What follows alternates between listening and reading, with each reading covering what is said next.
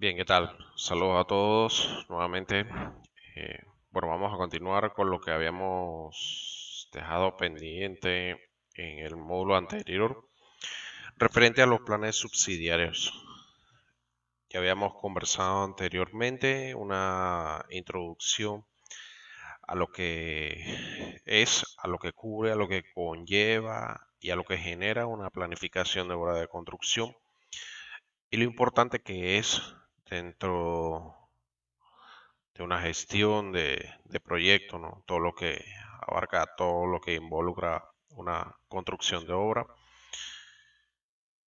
y los diferentes tipos de planificación estratégica, tácticas, operativas, unas más importantes, o mejor dicho, todas son importantes y conversamos que al mismo tiempo todas son aplicadas pero en diferentes situaciones. También vimos algo de los planes, un inicio de los planes subsidiarios. Y bueno, en este módulo 2 vamos a continuar y a concluir con el tema de los planos subsidiarios y a tocar el tema de la estructura de segregación de trabajo, cronograma y presupuesto.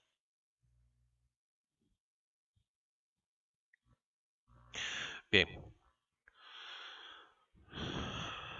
al definirse el concepto de planificación junto con su procedimiento, se continuará con los métodos referentes a los planos subsidiarios de carácter más sencillo. Desagregación de trabajo, cronograma, costo. Estos planes determinan el tiempo, costo y riesgos reales dentro de una obra de construcción. Como les mencioné anteriormente, y el tiempo es dinero. Y en una obra de construcción es muy importante ambas cosas. No es que vamos a poner uno por encima del otro, no. Aquí en construcción siempre el tiempo y el dinero van a ser importantes. Y eso es lo que en su planificación ustedes siempre tienen que tener en cuenta. Entonces, la planificación segregada en diferentes planes. Tenemos los planes subsidiarios como les mencioné anteriormente en el módulo 1. Los planes subsidiarios están compuestos por diferentes procesos. Esos procesos que los vamos a necesitar para poder continuar con nuestra planificación. Sin tener esa información que nos va a suministrar los planes subsidiarios, no podemos desarrollar un cronograma y un presupuesto. Bien, sí lo podemos hacer, pero ¿qué va a pasar? Cuando lleguemos al cronograma o al presupuesto, nos va a generar muchas preguntas que nos va a hacer retroceder y desarrollar los planes subsidiarios. Y al hacer ese retroceso, entonces nos va a costar tiempo, podemos quizás perder el cliente o poder llegar a tiempo para entregar la propuesta. Entonces, los conceptos y procesos para cumplir la planificación de una obra de construcción dentro de las buenas prácticas administrativas, cumpliendo con todos los parámetros legales establecidos por el país, convenios y manuales internacionales utilizados como referencia para nuestra planificación. En el caso de Panamá, cuando hablamos de planificación, como les había comentado, la planificación no es algo que en nuestro país está normado, no tiene una ley, no tiene algo que lo rige como tal. La planificación es un tema, es algo global en donde ciertas organizaciones como la PMI, la ISO, eh, se han tomado la tarea de este tema como tal, estandarizarlo y que todos a nivel mundial hablemos el mismo idioma, poder entendernos sin ningún problema ¿Qué le quiero decir con esto? Si ustedes desarrollan una planificación aquí en Panamá y ustedes quieren enviar esa información a su cliente que se encuentra en, ¿qué les digo?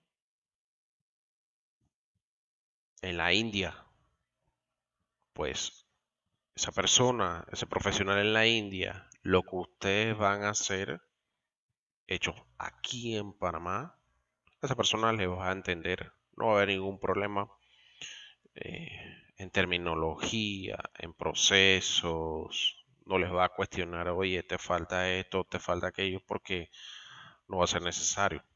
Ya es un proceso, o más bien, son procesos que ya están estandarizados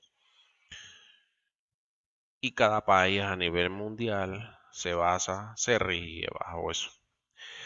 Claro está, la experiencia de cada uno de los profesionales también añade información extra adicional que estos procesos establecidos por estas organizaciones no lo contemplan, pero la experiencia te dice que hay otras cosas que se pueden ir añadiendo al paso, ¿no?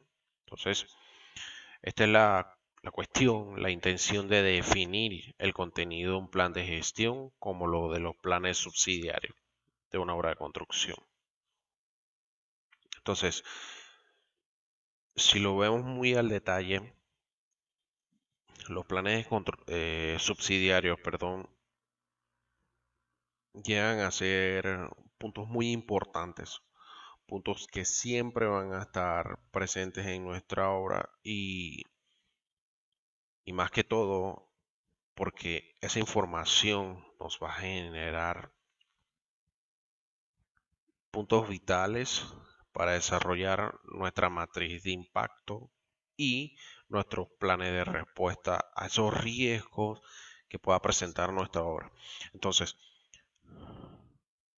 seguirá siendo los planes subsidiarios muy importantes dentro de nuestra planificación. Como le mencioné, si esos planes no se desarrollan como tal y con una objetividad muy importante y con una parcialidad total en cada uno de los puntos, si no hacemos eso, muchachos, entonces nuestra planificación nos puede llevar al fracaso. Puede ser de que la obra se desarrolle, se desenvuelva, pero va a generar mucha fluctuación, muchos problemas, que entonces hay que, para esos problemas hay que resolver. ¿Cómo se resuelven? Con dinero y tiempo. Y como ya les he recalcado en diferentes ocasiones, el tiempo vale dinero. No. Entonces, para eso hay que lograr que realicen una estructura de cronograma y presupuesto para la amplificación de obra de construcción.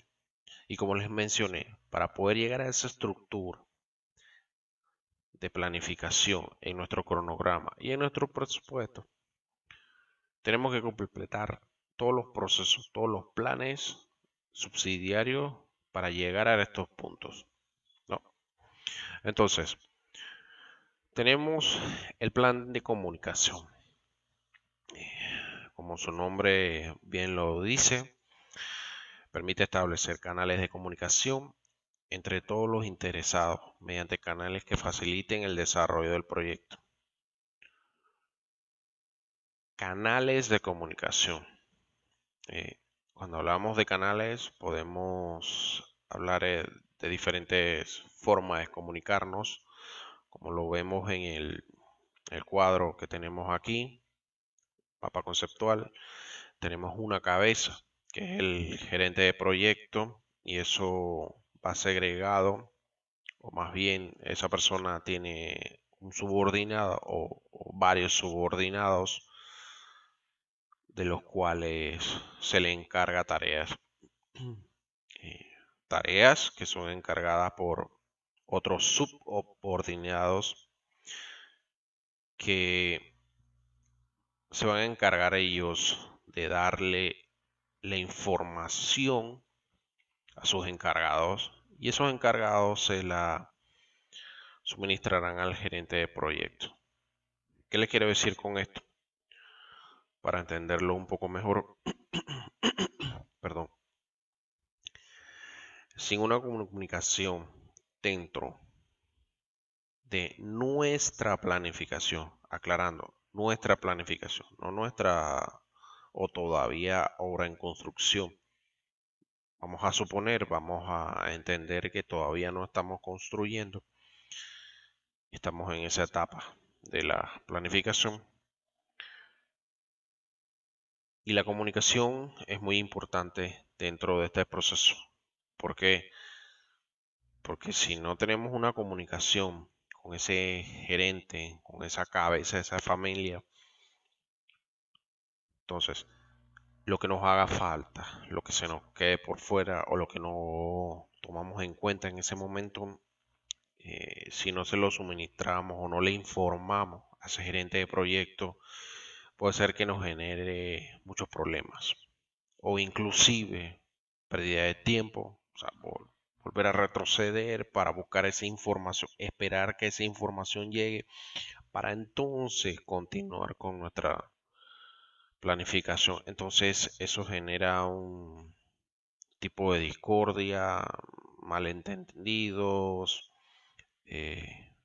o inclusive no poder llegar a entregar esa propuesta. Entonces, para evitar esto, siempre es muy importante la comunicación dentro de la planificación y sobre todo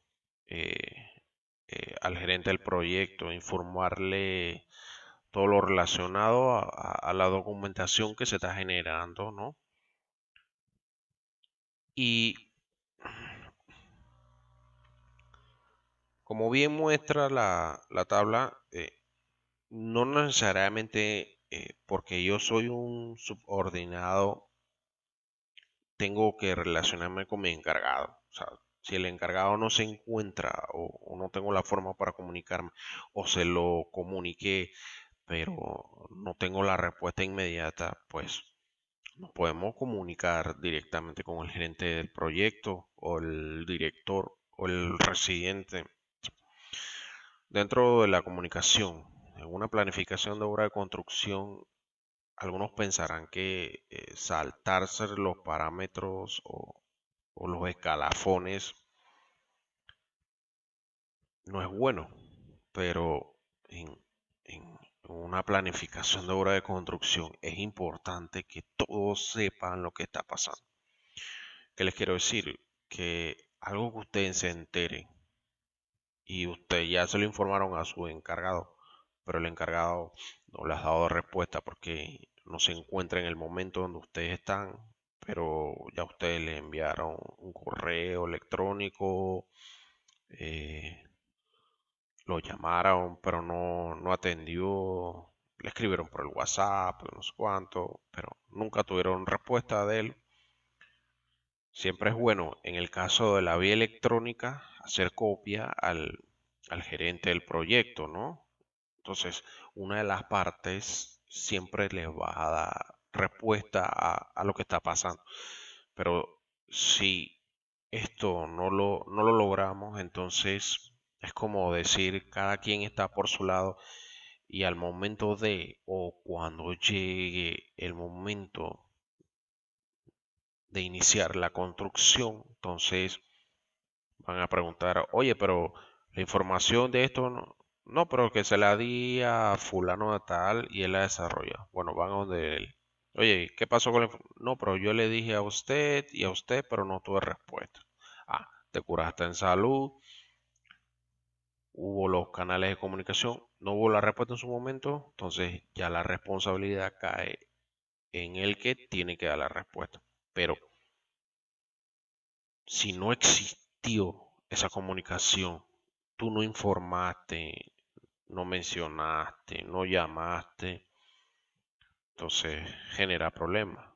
¿Qué tipo de problemas? Puede ser de que nuestra obra no comience en el tiempo estimado, entonces tome más tiempo terminar nuestra obra porque no empezó en el tiempo que se mencionó, ¿no? O en el tiempo que tú le dijiste a tu cliente que ibas a terminar y entonces tiene que pararte enfrente, asumir la responsabilidad y decirle a tu cliente de que, mire, no le puedo iniciar en la fecha que le indiqué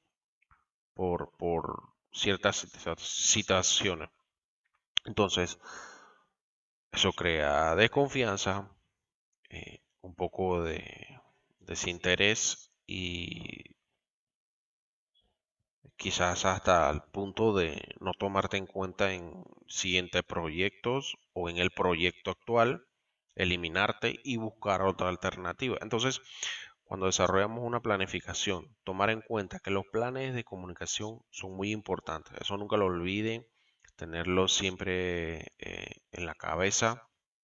Si ven, cada vez que estamos tocando un plan, les menciono que es muy importante este, que también es este importante, y el que sigue también, el que sigue, el que sigue. Pero al final todos son importantes. Terminamos resumiéndolo de esa manera, ¿no? Entonces, cuando nosotros tenemos esa comunicación con todos nuestros compañeros, con todas las personas relacionadas al proyecto o a la planificación en sí, o más bien a toda la organización en general, entonces podemos llegar a un plan de gestión de riesgo. Plan de gestión de riesgo que define cómo realizar la identificación, el análisis, la planificación de respuesta a los riesgos. Los riesgos siempre van a implicar dos características, ¿no? O más bien tres características. Tenemos la incertidumbre. Es un tipo de riesgo que puede ocurrir. Cuando hablamos de incertidumbre, eh, ¿qué les puedo decir? Los accidentes laborales.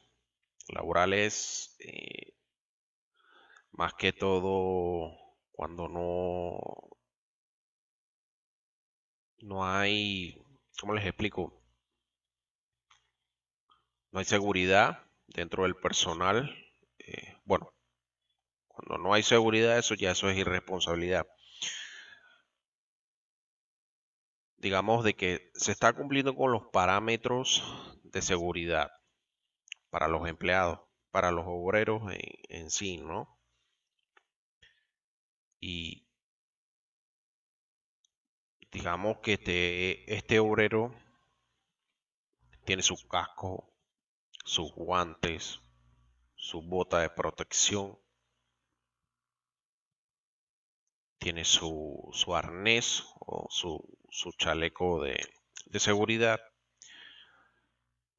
pero va pasando por un sitio, no se fijó, no se dio cuenta o no sabía, y un clavo le, le abrió el pantalón y le causó una herida en un pie o pasó y le abrió que le cortó el brazo y le causó un tipo de herida. Bueno, esos todos son riesgos, son accidentes que suelen ocurrir en una obra. Entonces, cuando esto sucede, entonces tú tienes un plan que te ayuda a responder a este tipo de riesgos de incertidumbre y no te genera ningún tipo de problema porque ya sabes cómo lo vas a responder. ¿Cómo lo vas a responder? Puede ser por medio de un seguro privado que tenga la promotora o la constructora y se pueda responder. O simplemente se llama a un servicio de emergencia y se atiende por el seguro, seguro social o un hospital público y la persona puede ser atendida sin ningún problema. Independientemente de cómo sea la causa, si es pública o privada, la organización ya cuenta con un plan de respuesta para esta situación. Entonces, tenemos otra tipo de característica que es la pérdida. Se convierte en realidad. Ocurrirán consecuencias no deseadas. Eh, lo tomamos como ejemplo lo que pasa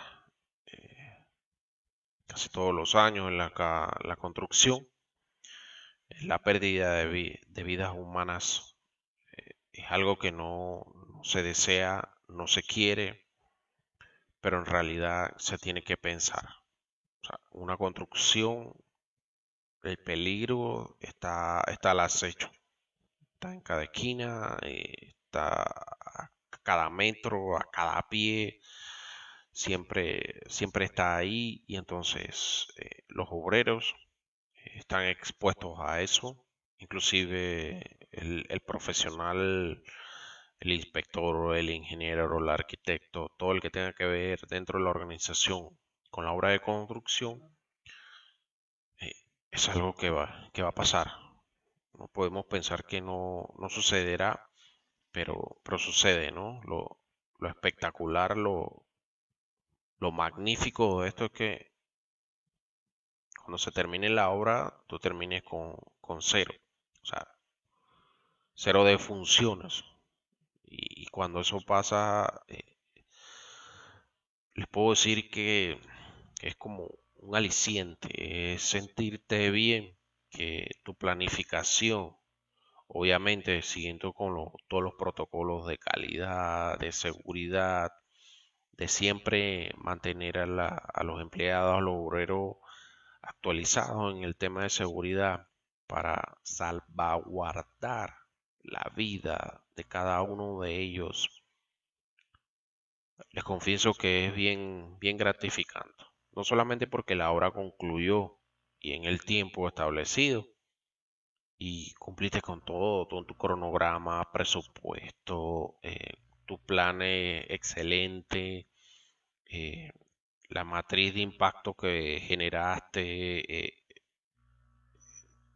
tal cual como te dieron los resultados, así mismo fue. O sea, tu proyecto fue espectacular, no tuviste problemas. Claro, problemas hubo, pero los pudiste resolver porque tuviste planes de respuesta a esos riesgos. Pero es mucho más gratificante cuando no hubo accidentes donde la vida humana se vio involucrada, ¿no? Entonces, cuando suceden estas cosas, causa buen impacto, ¿no? Ese impacto es un costo incremental al proyecto. Si en el evento de riesgo se manifiesta, dependerá de dónde se presenta en el ciclo de vida y cuánto tiempo se necesite para reparar el daño. En este caso estamos hablando cuando sucede ese riesgo en el ciclo de vida. Si recuerdan anteriormente, cuando hablamos del ciclo de vida, el ciclo de vida o el costo del ciclo de vida nos habla, no menciona de la continuidad, ese, ese chequeo, ese avance que se va teniendo dentro de la planificación desde el inicio de la obra, desde la concepción de la idea hasta el cierre, ¿no? Entonces, si en cada uno de esos procesos estamos viendo de que están sucediendo riesgos, claro, esos riesgos nos va a generar un impacto en nuestro costo, en nuestro presupuesto. Pero si en el presupuesto nosotros estamos contemplando las respuestas a esos impactos, pues no va a causar ningún tipo de problema, ningún tipo de atraso, ni nada por el estilo que ocasione que nuestra obra se vea afectada, porque este impacto ya está contemplado y al estar contemplado podemos resolverlo como ya les dije. Claro está, si no lo contemplamos, nuestros costos se van a elevar, nuestro presupuesto se va a salir del tiesto, como se dice eh, en el argot popular, ¿no? Pero si cada de esos puntos lo tenemos bien controlado, no va a haber problema. Nuestra obra, como les digo, se lleva de la mejor manera y nuestra planificación va a ser muy excelente. El plan de adquisiciones. Determina bienes y servicios deberán adquirirse fuera de la organización y cuáles podrán ser provistos internamente por el equipo de proyecto. Se analiza el tipo de contrato más conveniente de la obra. Los tipos de contratos a considerar son precio fijo más honorarios con incentivos, precio fijo con ajuste económico de precio, costos reembolsables, costos más honorarios fijos, contrato de costos más honorarios con incentivos, costos más honorarios por cumplimiento de los objetivos y contrato por tiempo y materiales. Mucho hemos visto en las construcciones diferentes tipos de personas trabajando. Desde el gerente de proyecto hasta esa persona que mantiene limpio el proyecto, que no haga nada, no haya nada que ocasione accidentes y diferentes tipos de materiales, equipo pesado, herramientas. Y cada una de esas cosas tienen contratos. Esos contratos amarrados, anclados, fijados bajo unos contratos. Contratos que ya previamente han sido, podemos decirlo, negociados, tratados entre el gerente del proyecto, puede ser el residente, el director, y se establece, dependiendo de la actividad que se va a realizar, un contrato donde tú, como promotora, constructora, como persona natural que vas a adquirir un servicio, sea beneficioso. Porque obviamente tú no vas a hacer un contrato solamente para beneficiar al que te va a prestar el servicio. Y tú, como contratista, no vas a aceptar un contrato donde vas a tener pérdida o la ganancia no equivale al valor de tu trabajo. Entonces entramos a una etapa de negociación. ¿Qué tipo de contrato vamos a hacer? Claro, el tipo de contrato va ajustado al presupuesto que ya tenemos calculado, ya sabemos cómo, cómo y cuánto va a valer nuestra obra de construcción. Entonces podemos negociar los contratos con los proveedores, ¿no? Con los contratistas, subcontratistas, o ver qué te beneficia en el caso de que tener materiales. Digamos, un ejemplo muy claro, el cemento. Tú analizas en base a un presupuesto qué contrato te beneficia mejor. Buscar a ese proveedor que te suministre por día o cada vez que lo localice 3 días, 4 días. Oye, abastéceme, se me acabó el cemento, quiero tanto. Esa puede ser una forma. La otra manera puede ser, no quiero pedirte saco de cemento y prepararlos en sitio. Quiero que tú, el que produce el cemento, venga a mi proyecto, te instales a mi proyecto y prepararlo en situ.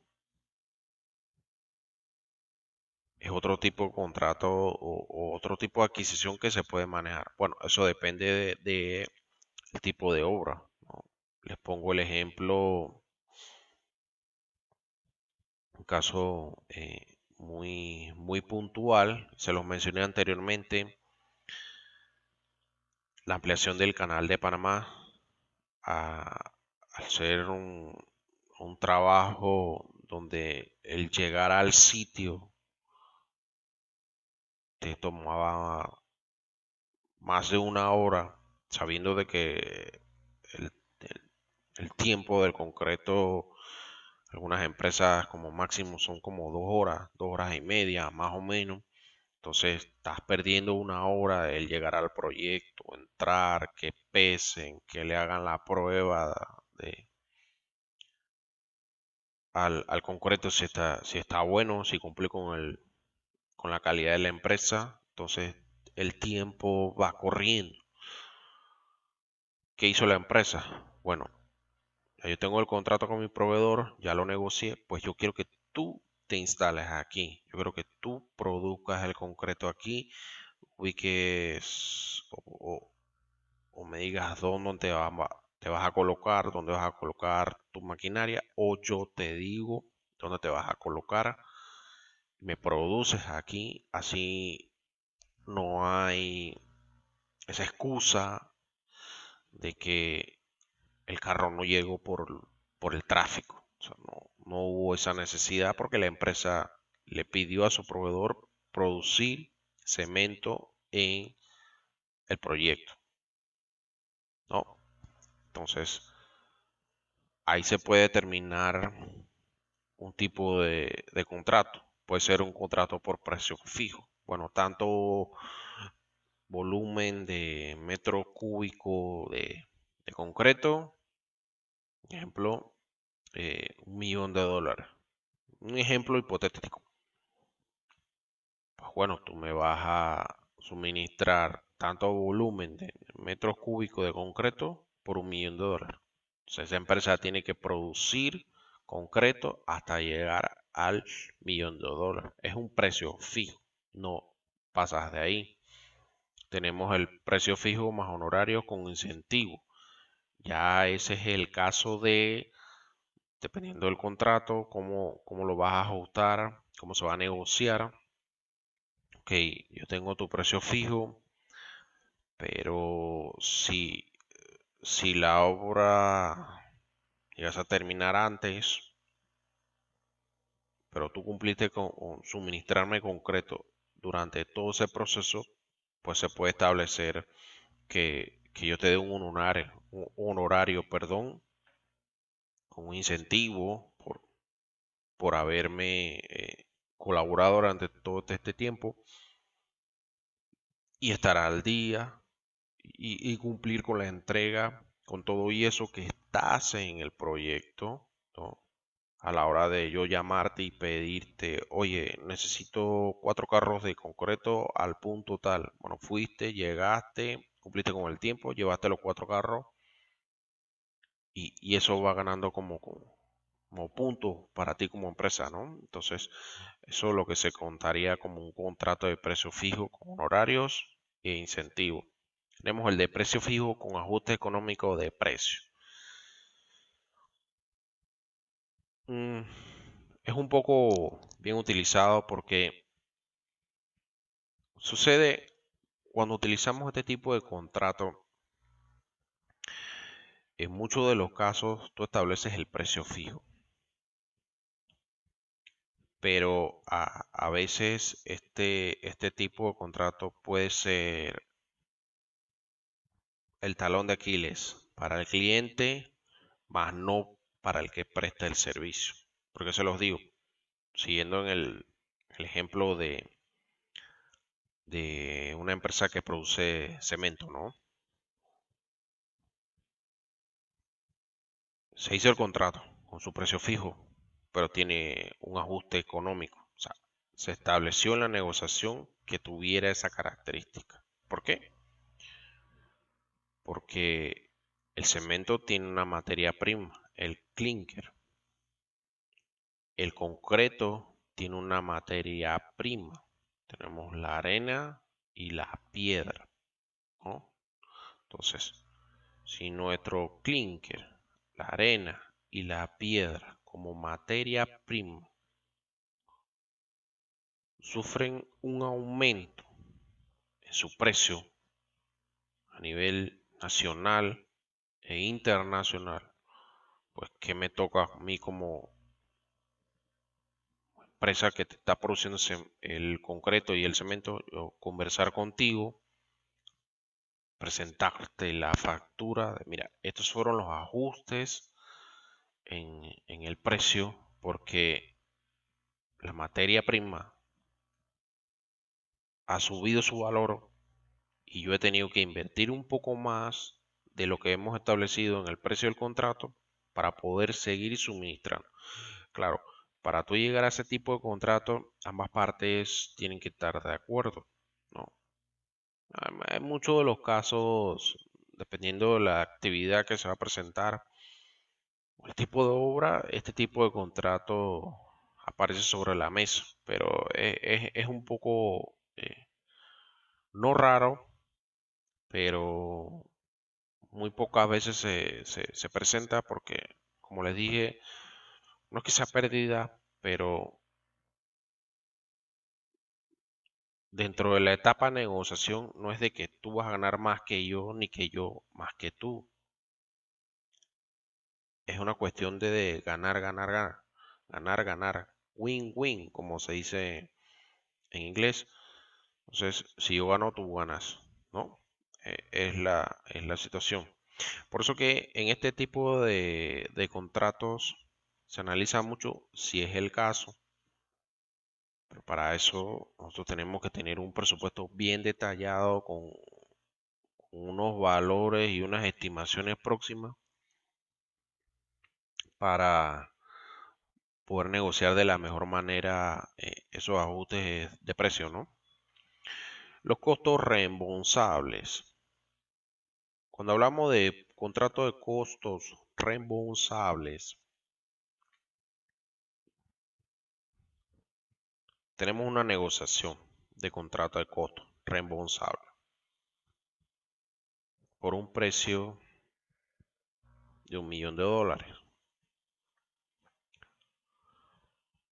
Al tener este tipo de contrato, te puedo decir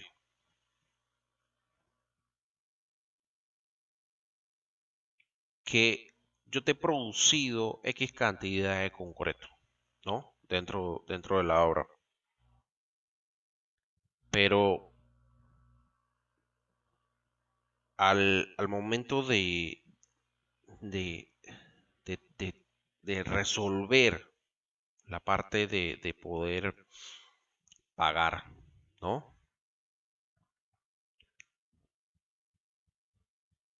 De mi dinero, yo como empresa que te está produciendo y te está suministrando el concreto, yo produzco el concreto, perdón, y lo hago bajo mi precio, bajo mi propio costo, claro, negociado contigo y estás de acuerdo a ese costo.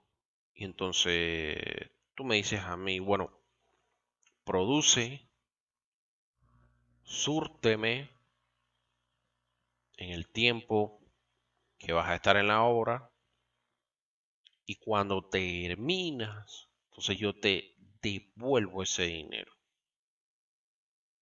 Es un contrato, claro, con todas las bases legales se puede establecer muy bien para que ambas partes cumplan con la responsabilidad antes y después, antes, durante y después. Entonces, yo con mi dinero te produzco, te surto del concreto, todo lo que, todo el tiempo que conlleva la obra.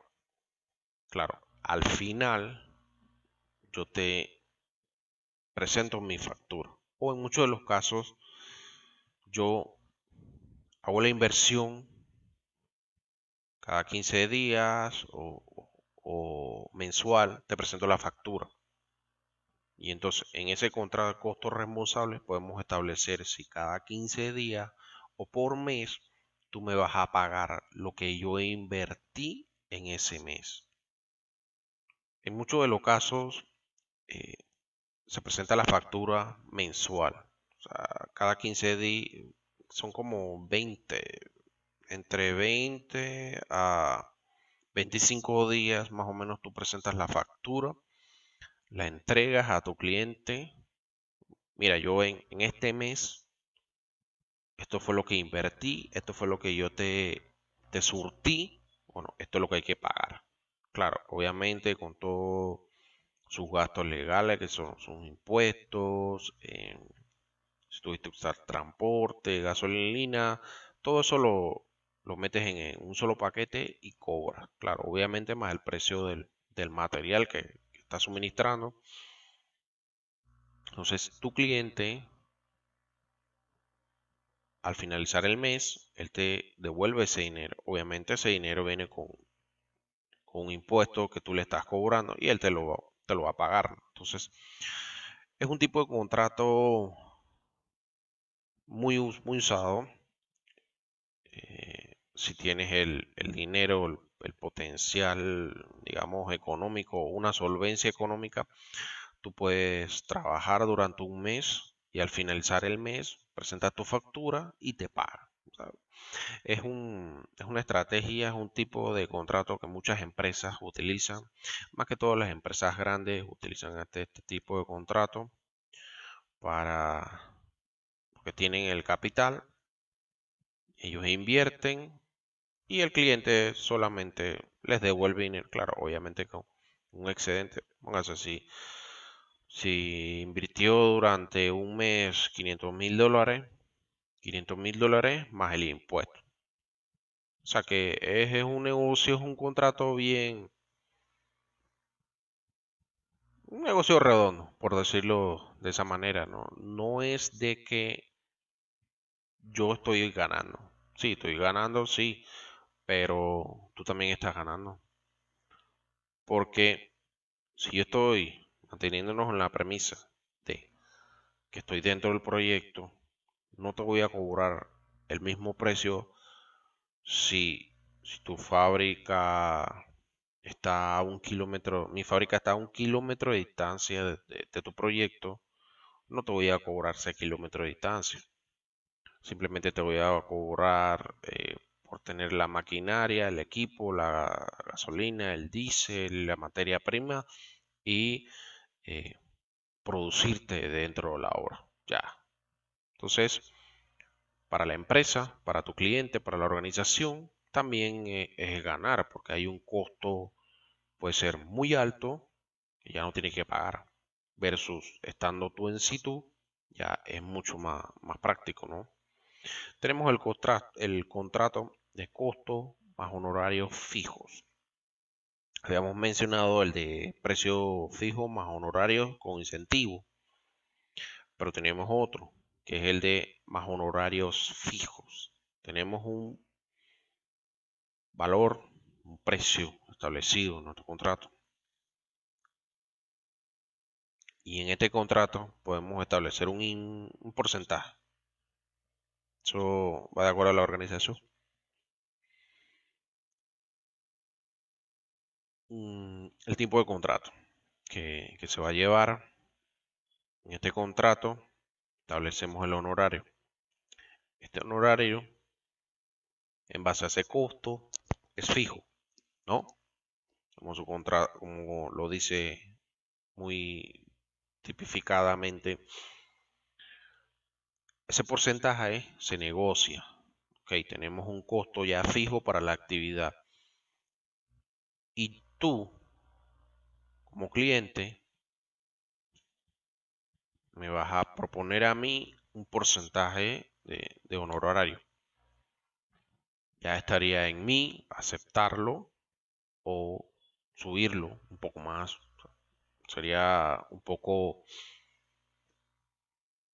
utópico decir que bajaría lo que tú me estás ofreciendo. Puede pasar, puede pasar.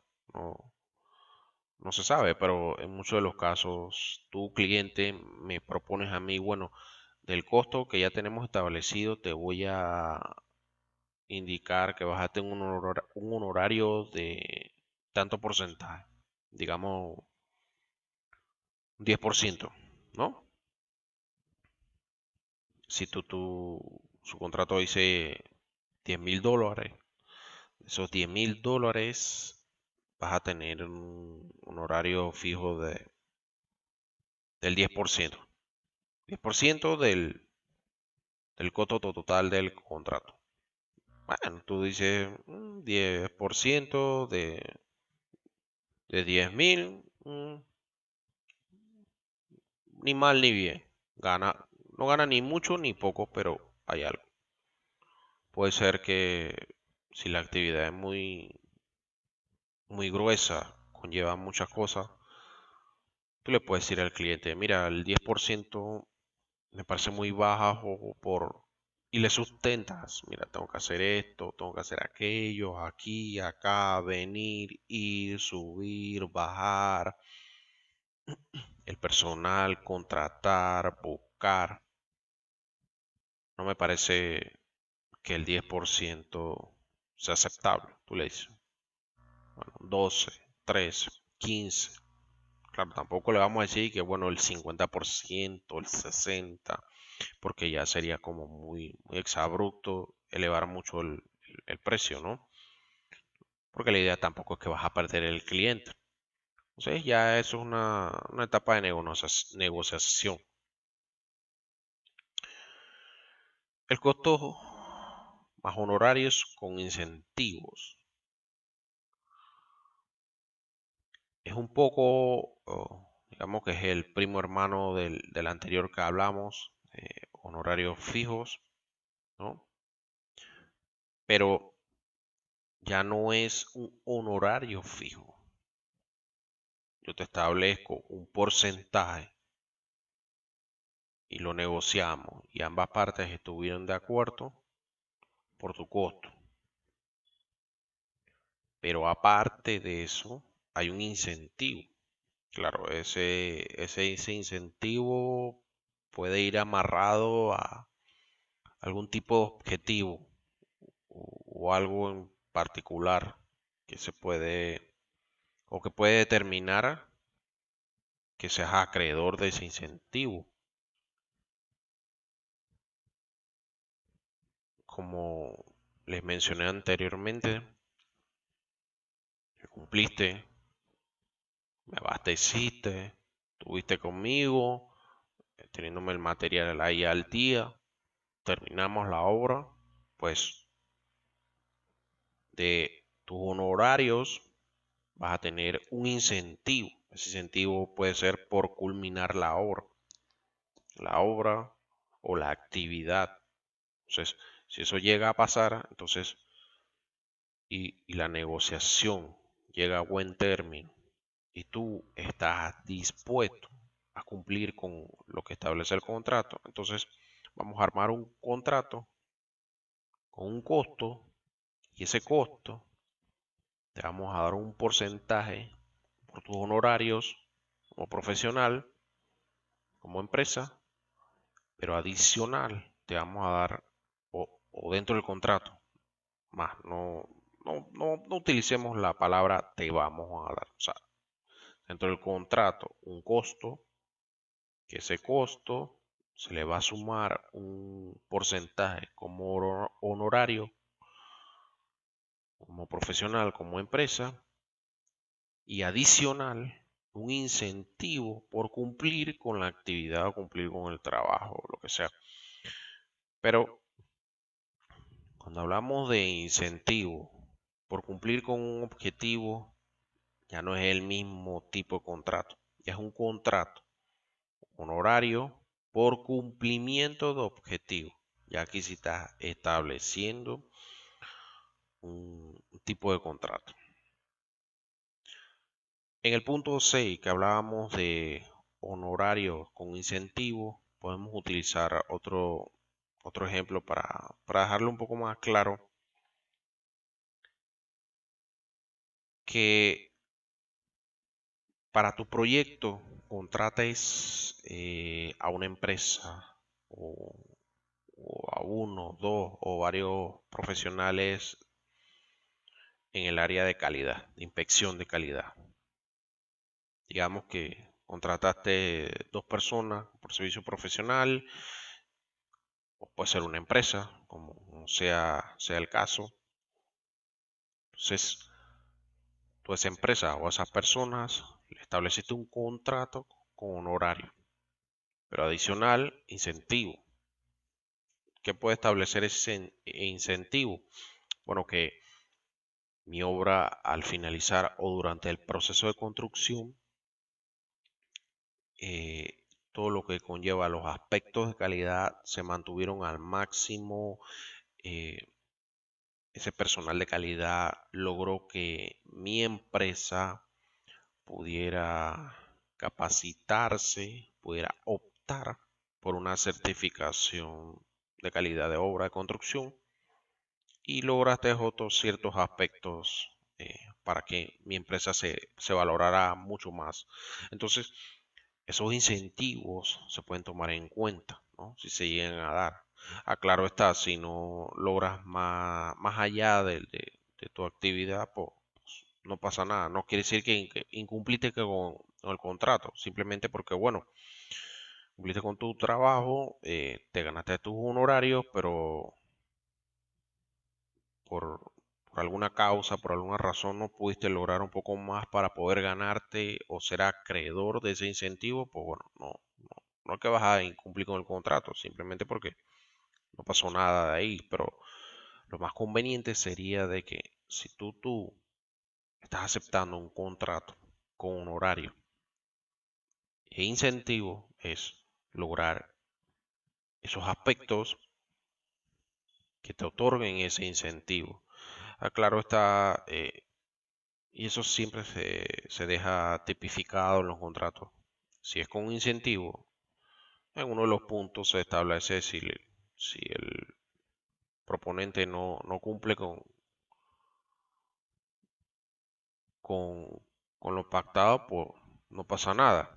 Tampoco que vas a ir preso o no te van a pagar ni un real, no, simplemente porque lo dejaste ya indicado en el contrato. Si cumpliste con el objetivo, pues eres acreedor al incentivo. Si no, no pasa nada, se te paga tu dinero con tu costo más a tus honorarios y se acabó el contrato, ¿no? Pero ¿qué sucede cuando tenemos un contrato de costo más honorario por cumplimiento de objetivo? Y aquí es un poco más diferente. Y aquí te está amarrando, te está diciendo que tú tienes que cumplir con tu objetivo. ¿Cuál es tu objetivo? Terminar la actividad. Y así tú no cumples con la actividad que se te encargó, se te tiene establecido en tu contrato, pues simplemente entras a una penalización. Una penalización que se puede basar, se puede establecer un porcentaje menos para ti como profesional, para ti como empresa, ya es un dinero menos que ya no contarás. ¿Por qué? Porque no cumpliste con el objetivo. Si tu contrato fue de hacer una barriada y el contrato te dice que tienes que hacer de 300 casas que tiene la barriada, se te encargaron 100, pues son otros contratistas que también están dentro del proyecto, pero a ti te dieron 100 casas. Cada casa su costo. Si son casas iguales, no cambia su arquitectura, su estructura, sus fachadas, sus acabados, cada una tiene su precio igual.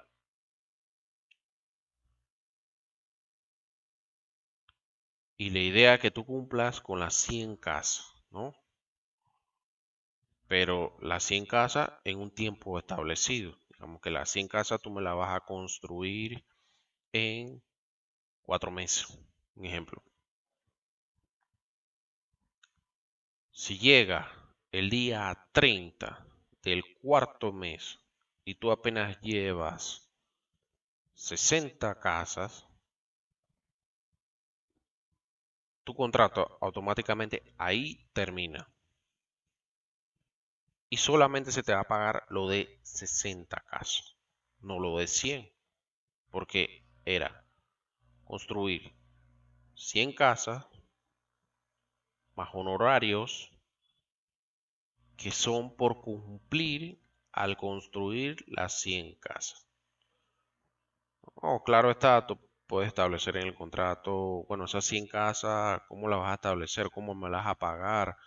Que yo llegue a nivel de viga de techo o que ya tenga su techo y la repelle y toda la cosa, pues ya eso es parte de la negociación hasta dónde se va a llegar a cubrir el costo. Pero bueno, por lógica, si tú me haces un contrato, tomando el ejemplo de construir 100 casas, es la casa completa. Hasta que tú me la dejes en repello, repello adentro, afuera, listo. O sea, todo lo que es albañilería. Después que tú lo completes, bueno, ese es tu costo por casa y de base a ese costo, tú vas a ser acreedor a un honorario por cumplir con el objetivo. Entonces, si tú llegas al día 30 del cuarto mes y no cumpliste con construir las 100 casas y nada más construiste 60, entonces yo nada más te voy a pagar 60. ¿Por qué no me cumpliste con el objetivo de las 100 casas en 4 meses que yo te ofrecí y tú aceptaste? O que yo te ofrecí y tú me aceptaste. ¿Me explico? O sea, es una cuestión de parte y parte. Hay que tener claro con eso. Este tipo de contrato es un poco, eh, como les digo, bien como estar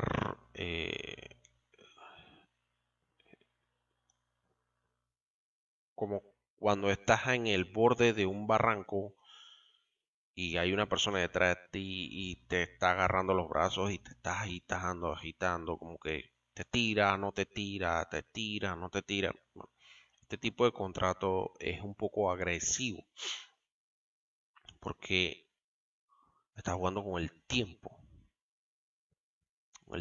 tuyo, tiempo de la empresa, el tiempo de la obra. Cuando hablo del tiempo de la obra, son 6 días de trabajo, de lunes a viernes, de lunes a sábado, perdón, de lunes a viernes de 7 a 3, de 7 a 4, de 7 a 5, lo que te permitan trabajar, y los sábados de 7 a 2, de 7 a 3 si quieres cumplir todo el tiempo. Y a eso toma en cuenta los días feriados, los días nacionales. Entonces, es una cosa que hay que tener en cuenta cuando se toma este tipo de contrato. La, can- la cantidad de días, las horas de trabajo, o sea, cumpliré con mi objetivo, el tiempo me lo permite. Ahí la cosa es un poco, ¿sabes? Hay que tener un poco de cuidado cuando se nos ofrece este tipo de contrato o más bien nosotros ofrecemos este tipo de contrato. Porque, muy bien, tomando el ejemplo de que te hice un contrato de 100 casas, solamente me construiste 60. O sea, las otras 40 yo tengo que ver a quién se las doy para que me las termine. O te las doy a ti, pero obviamente te bajo el costo porque me fallaste. O se las encargo a otro contratista que ya tengo el proyecto, pero eso sería cargarlo de más trabajo y no me cumpliría con el contrato que yo le establecí. O me busco un nuevo contratista para cumplir con lo que me haga falta. Pero para evitar eso, siempre es bueno, y ahí entra el plan de respuesta de riesgo. O sea, si él no me cumplió con el contrato en el tiempo que se establecía, pues ya yo tengo la respuesta y ya sé a quién llamar, o ya tengo mi plan B, tengo mi plan C, tengo mi plan D, hasta el plan Z, y puedo responderlo sin ningún problema.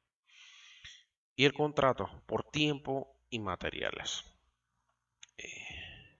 Este tipo de contrato también bien utilizado en el caso cuando ya la obra tiene un tiempo fijo, un tiempo determinado para culminar. Pero claro, esto tiene que ir muy amarrado con el cronograma y el cronograma se tiene que cumplir a cabalidad. Cosa que muy poco pasa. Porque, o sea, sí se sigue un cronograma, pero hay situaciones externas que hacen de que el cronograma siempre se atrase, no se cumpla en el tiempo. Tomar como ejemplo lo que sucede con esta situación a nivel mundial de la pandemia, a muchas obras a nivel global se planificaron en base a un cronograma. Ahora, esos cronogramas hoy en día están vueltos locos. Porque, ¿cómo tú vas a hacer un cronograma o recalcular el tiempo si no sabes cuándo se acaba la pandemia? Cuando levantan la emergencia nacional y la mayoría de las actividades económicas se reactiven. Actividades económicas que afectan tu proyecto. Entonces, por eso que este tipo de contratos de tiempo y materiales mm, se usa también, pero no es muy habitual. ¿Me explico? Porque si yo te contraté de enero del 2020 a julio 2020, 6 meses para construir, para que tú me suministraras el material, pero de febrero a julio hubo un cierre total del país, no me suministraste material ni en el tiempo establecido, pero no fue culpa tuya, ni mía tampoco. Entonces, ahí es donde entra otro tipo de negociación o se le añade un tipo de adenda en su momento al contrato por X situación que se escapa de la mano, tanto tuya como mía. No pasa nada. Pero olvidemos el tema momentáneamente de la pandemia.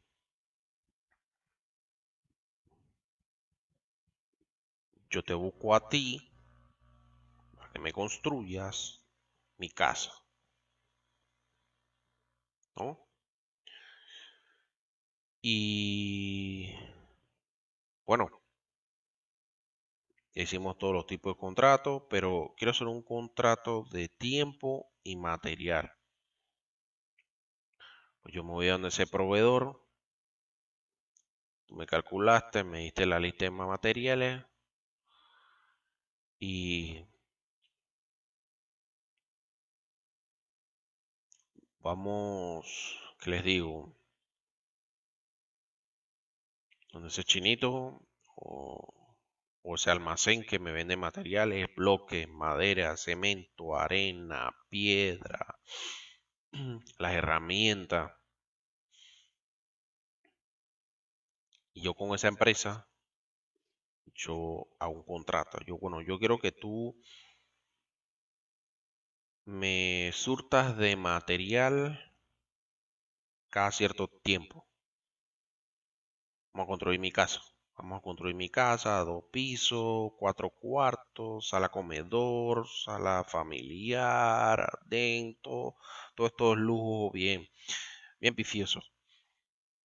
Pero yo no quiero que tú me lleves el material de golpe. Vamos a hacer un contrato que cada cierto tiempo tú me surtes de material. Bueno, durante este tiempo, bueno, la casa la vamos a construir en 4 meses. Bueno, en esos 4 meses, cada 20 días, tú me tienes que surtir de material. Entonces, cada 20 días tú vas, me llevas los materiales que necesito o yo te hago el listado de los materiales que yo necesito, ¿no? Entonces, claro está, o te lo pago de una vez o simplemente tú vas llevando la cuenta y por medio tú me presentas la factura y en base a eso yo te pago lo que yo consumí durante un mes. Entonces, si tú en ese tiempo me cumples en suministrar material, te pago lo que correspondió en ese mes. Pero si en 4 meses tú solamente me surtiste 2, porque los otros 2 meses no pudiste por X o Y razón, pues yo nada más te pago 2. Y los otros 2 me los quedo yo, porque no cumpliste con el tiempo. Ah, claro está, vuelvo y repito, esas cosas se dejan establecidas en el contrato. No que el contrato va a estar vacío o a interpretación o, o para fustigarte a ti como persona natural. Muchas veces, muchas personas piensan que los contratos son algo malo. O cuando le dice, dije, fírmame este contrato, la gente salta la alarma, pela los ojos, porque tú le mencionas la palabra contrato y de una vez piensa que me van a echar mano, me van a meter preso si no lo cumplo. No, sino es que un contrato no es algo malo. Simplemente de que yo me curo en salud, de que si tú no me cumples en el tiempo que me dice el contrato, entonces yo no te pago el dinero completo, sino que te pago una parte. O si no me cumples ni una ni la otra, pues no te pago nada. Entonces, aquí no es una cuestión de que alguien va a ir preso o no, sino es que simplemente es una cuestión de cumplir con una actividad y, y favorecerme a ti o a mí. Hay excepciones. Hay contratos bien fraudulentos que se hacen en base a estos tipos de características, pero cuando vas a ver son contratos donde no están incluidos los impuestos y tú como empresa estás pagando un contrato sin impuestos y tú como cliente estás recibiendo un dinero sin impuestos. O sea, ahí hay una situación ilegal que no debe pasar, pero pasa, ¿no? Por eso que es muy importante cuando vamos a hacer este tipo de contratos, ya sea por una obra pequeña, una obra grande, desmenuzarlo muy bien para que no quede bajo interpretación propia personal de cada quien, ¿no? Entonces tenemos el plan de gestión de los interesados. Es un proceso de comunicación con los interesados en la obra de construcción. Dentro de la organización, proveedores, contratistas, subcontratistas, bancos, etcétera, para satisfacer sus necesidades o expectativas dentro de la obra. Las principales actividades para mantener la comunicación es involucrar a los interesados para obtener o confirmar su compromiso, gestionar las expectativas mediante negociación o comunicación, hacer frente a las posibles inquietudes que no son visibles a la hora y anticipar los futuros problemas que se puedan plantear, aclarar y resolver todo incidente identificado antes y durante y después de la obra. El plan de gestión de los interesados tiene mucha similitud con el plan de comunicación. Como les había mencionado en el plan de comunicación, su nombre bien lo dice, si, si yo converso contigo constantemente y te estoy pasando toda la información que tú me estás solicitando que genere y tú estás muy enterado y el gerente de la obra o el residente o el director también, pues no va a haber problema. La organización se mantiene unida. Pero no solamente con la organización interna o propiamente dicha, sino que también hay otros tipos de interesados. En el caso de los contratistas, como lo mencionan aquí, los proveedores, porque si yo no lo llamo,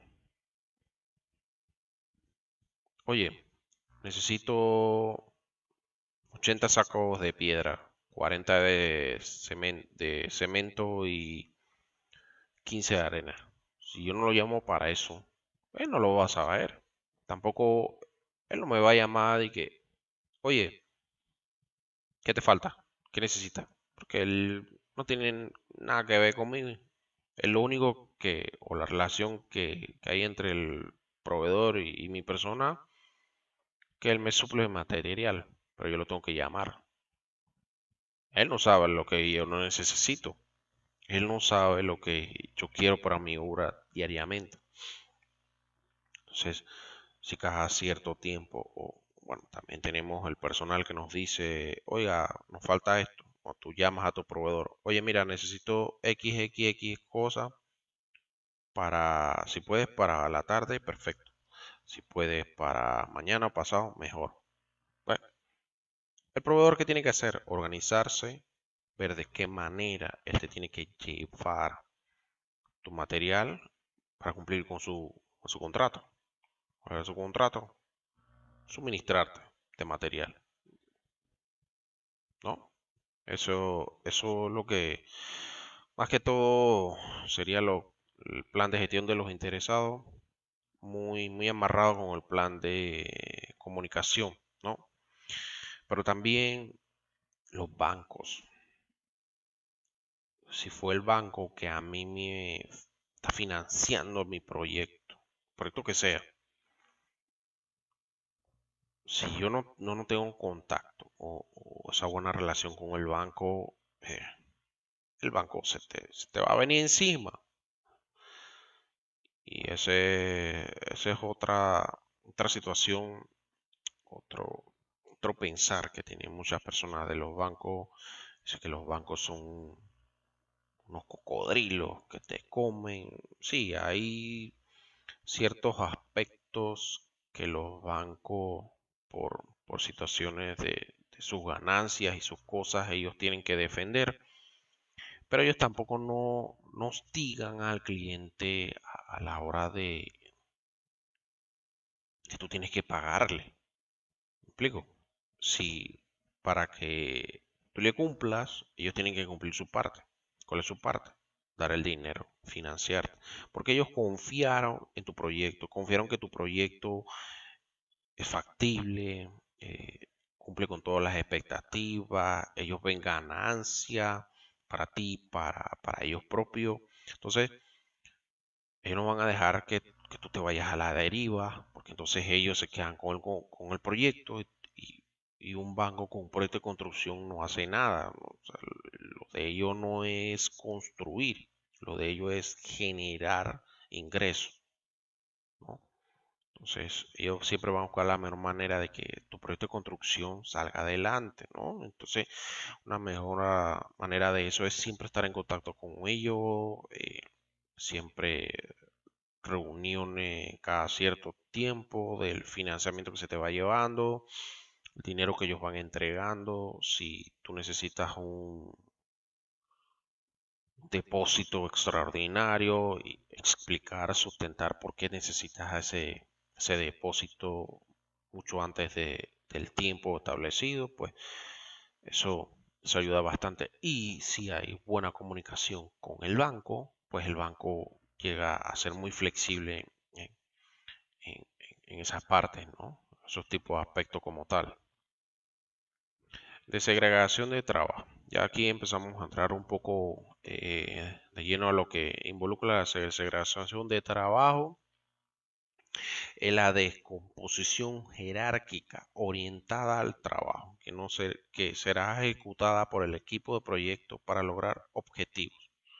El propósito de desglose de trabajo radica en contribuir y aumentar la precisión del alcance del proyecto, facilitar a gran medida la asignación de responsabilidades y distribución de los recursos, así como el seguimiento y control de la construcción.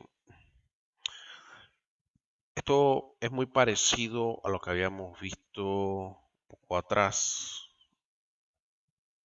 Ya le explico.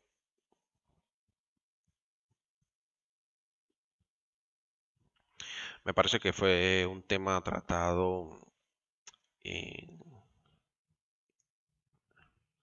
en el módulo anterior. No recuerdo muy bien. Pero bueno, ajá, aquí, en el plan de gestión de comunicación. La desagregación de trabajo tiene un parecido, no mucho, pero radica más o menos ahí al plan de gestión de comunicación. Al, al trabajo, a la planificación, no solamente lo hace una sola persona, lo hacen un grupo de personas. Claro, esa persona que comanda, que está organizando la planificación en sí, obviamente él necesita otros profesionales que le están ayudando, ya sea en la misma rama eh, o, o en otras parecidas similares o en alguna rama desconocida dentro del medio. Entonces, tú necesitas a ese grupo de personas. Entonces, ¿cómo lo haces? Tú empiezas a dividir, dar roles por trabajo, por tareas, por paquetes de trabajo, donde tú encargas a cada una de esas personas o a cada uno de esos grupos o a esas empresas, como sea el caso, aquí te cumpla con las actividades que tú quieres que te desarrollen, ¿no? Aquí tenemos un pequeño mapita que nos dice, tenemos el proyecto como cabeza, ¿no? Esa cabeza va segregada por tres grupos importantes que serían los encargados, ¿verdad? Tenemos los tres encargados, pero de esos tres encargados, el uno y el 2 tienen actividades y subactividades, ¿no? Entonces, el uno y el 2 le están respondiendo al número 3. Toda esta información que el uno y el 2 vayan a generar, tienen que sustentarla al número 3. Obviamente, toda esta información tiene que filtrarse, tiene que haber comunicación con el número 3 para que el número 3 lo filtre al gerente, al residente, al dueño, al cliente, a quien sea, o al planificador como tal. O sea, ese es el recorrido de la información. Y toda esa subdivisión se le conoce como paquetes de trabajo. Por ejemplo, aquí tenemos en el punto 2, tenemos actividades diarias que tienen encargada cada una de estas personas. Pero el 2.2 tiene subdivisiones, tiene dos actividades por realizar, pero o sea, hay un subordinado que tiene un paquete de trabajo adicional al que se le ha encargado. O sea, tiene actividades extras al que se le ha asignado. Vamos a conocerlo de esa manera. El paquete de trabajo son actividades extras e importantes dentro de la planificación que se te han encargado. Como lo ven aquí en este mapa, ¿no? Y esas actividades extras, como lo dice así, mínimo de dos. Muchos de los casos son mínimo de dos actividades que tú, como persona, como organización, como profesional, tienes a tu cargo. Aparte de la que ya tienes, ¿no? Pero, claro, hay ocasiones de que a veces no son dos, son tres, son seis, son ocho. Claro, si aumentan más de dos o tres, vamos a necesitar más personas, ¿no? Pero eso es lo que en concepto se habla de paquete de trabajo. Yo, tú me buscaste a mí, me encargaste de pintar tu casa. Perfecto. Ese es el trabajo que yo tengo.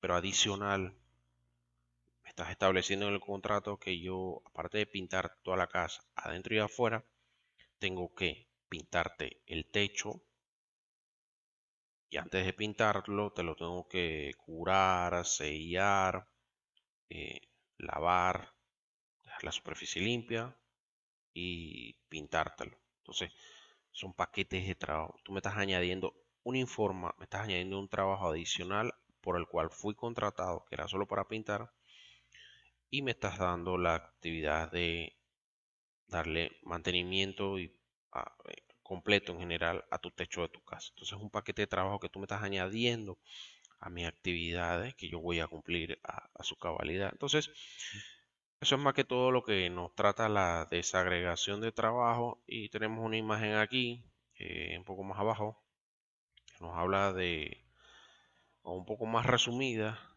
de esas responsabilidades, ¿no? Tenemos el gerente de proyecto, director de obra y residente. Podemos señalar estos tres como gerente de proyecto, director de obra y residente. Esos tres pueden muy bien darle respuesta o información al cliente, el dueño del proyecto, ¿no? Y cada uno de ellos cumple con un rol específico, con una responsabilidad que tienen que generar y estar pendiente a ella que se cumpla, ¿no? Pasamos al cronograma. Cronograma consiste en integrar las actividades, secuencias, recursos y duraciones.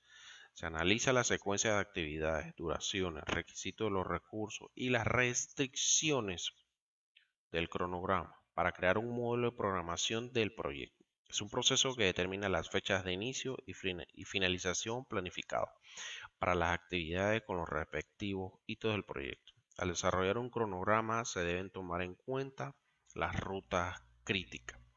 Son las secuencias de las actividades que representan el camino más largo de la obra de construcción. El método de la ruta crítica estima la duración mínima del proyecto. Como les mencioné anteriormente, el cronograma es o forma parte de la planificación y es otro punto muy importante, pero el cronograma muchas de las veces no se cumple.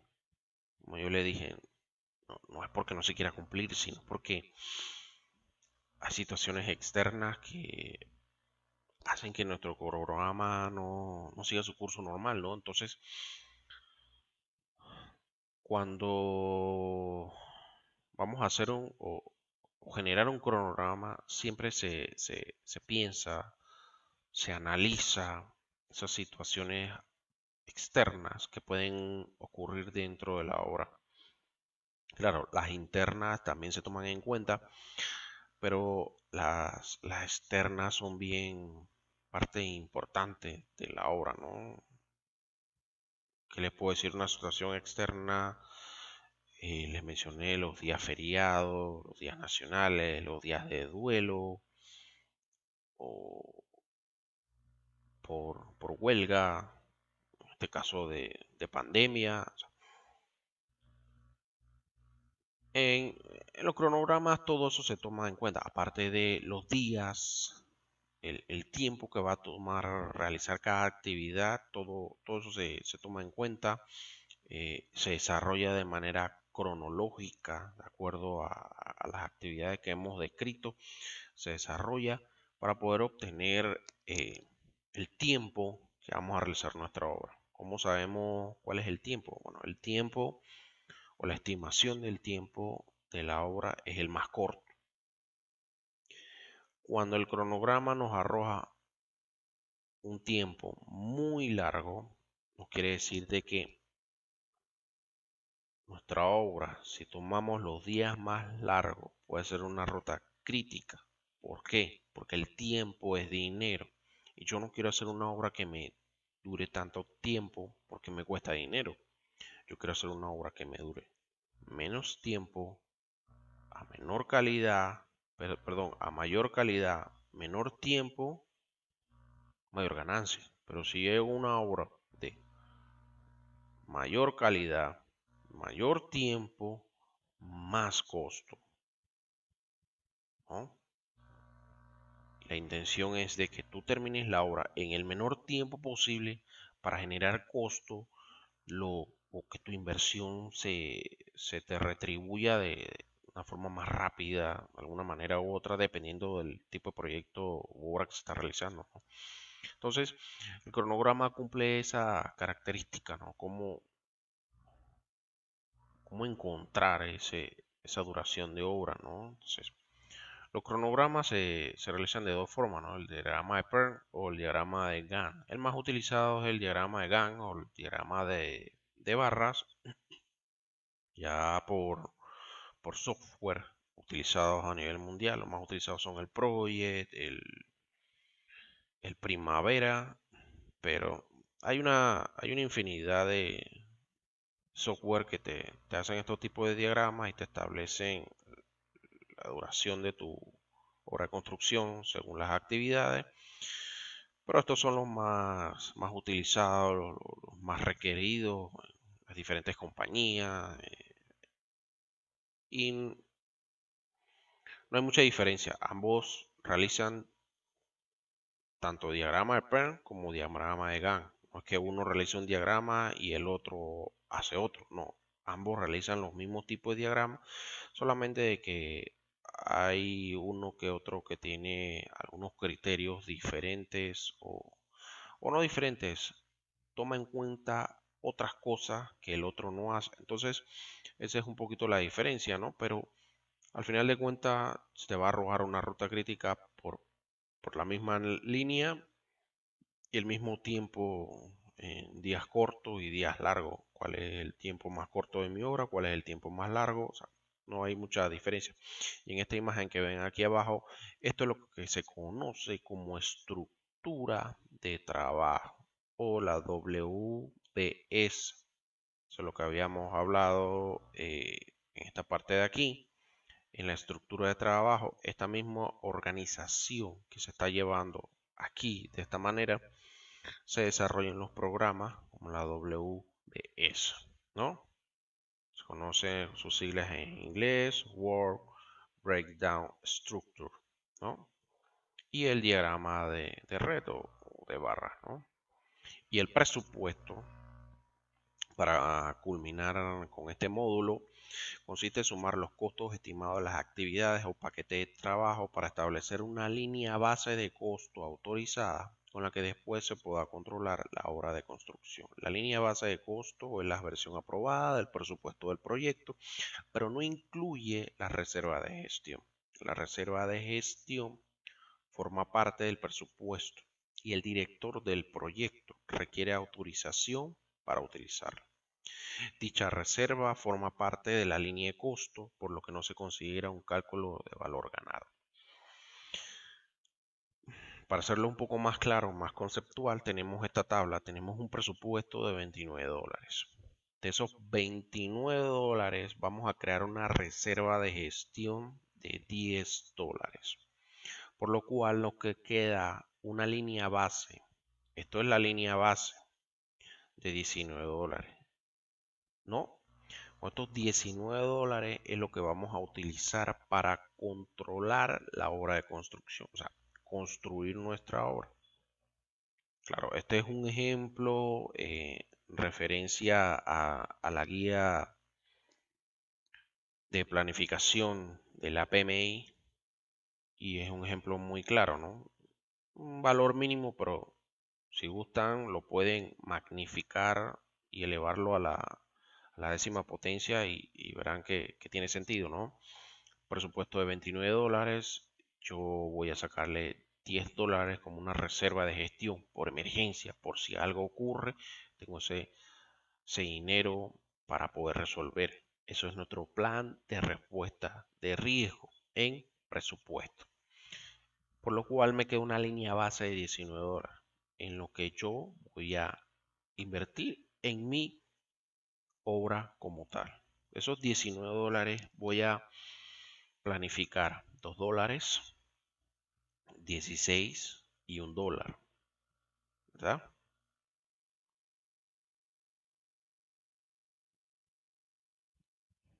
Tenemos el costo de $2 y $1 quedan tal cual porque esos lo vamos a utilizar en otras actividades, ¿no? Pero el costo de $16, que es el valor mayor se va a segregar en otro tipo de actividades.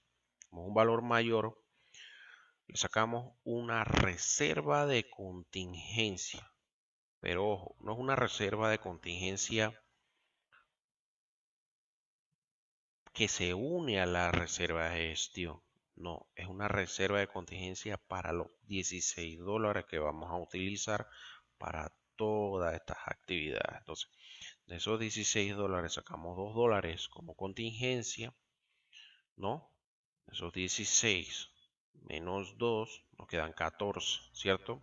Esos 14 utilizamos 11 y 3. 3 se van a completar en esta actividad y estos $11 que lo vamos a segregar en las siguientes subactividades. Esas siguientes subactividades vamos a tener otra reserva de gestión de $1, pero solo para esta. No va a ser ni para esta ni para esta. Son otras cosas diferentes. De 2, 1, 5 y $2 lo vamos a utilizar. Entonces, esto se hace de esa manera para que el dinero se diluya, se pueda fluir de la mejor manera en cada una de las actividades que corresponde. Cuando nosotros hacemos un cronograma, en el cronograma se establece en una columna el presupuesto para cada actividad, ¿no? Y el presupuesto en cada actividad se le saca una reserva de gestión, se le saca una línea base, se subdivide según las actividades. Eso es lo que se hace en un presupuesto. Esto que ven aquí es un paquete de trabajo. Entonces, estos $11 son los que van a cubrir nuestro paquete de trabajo, pero obviamente esos $11 yo les tengo que sacar una reserva de contingencia por si por alguna razón no llego con el dinero que tengo para cumplir con ese paquete de trabajo, la reserva de contingencia me sirve o me ayuda para ese caso. Pero en caso tal, el dinero que tengo para mi paquete de trabajo cumple con todo y que saqué mi reserva de contingencia, perfecto. Nuestro presupuesto va excelente, ¿no? Claro está, si esas reservas no son utilizadas, ellas siguen ahí, porque se pueden utilizar para reparaciones menores u otra actividad después de haber culminado la obra. Esas reservas no se tocan todavía porque corresponden a esa actividad. Ya cuando la obra va menguando o terminando, entonces esos dineros van tomando rumbo, ¿no? Y bueno, con esto terminamos el módulo 2. Espero haya quedado todo claro. Cualquier consulta o duda me lo pueden comunicar mediante la plataforma. Estamos muy activos allí. En este módulo 2 van a encontrar un poquito arriba del video, encuentran la tarea o el taller que corresponde a este módulo. Como les mencioné, cada taller que vamos a estar realizando va a corresponder al trabajo final. Así que sobre la marcha, con tiempo, lo van desarrollando, lo van haciendo y vamos generando las preguntas y dudas que tengan, las vamos aclarando para cuando lleguemos al proyecto final, eh, todo quede claro y no haya ningún problema. Como les dije, esto, aparte de ser un curso de planificación de obra, ustedes están realizando su planificación de obra.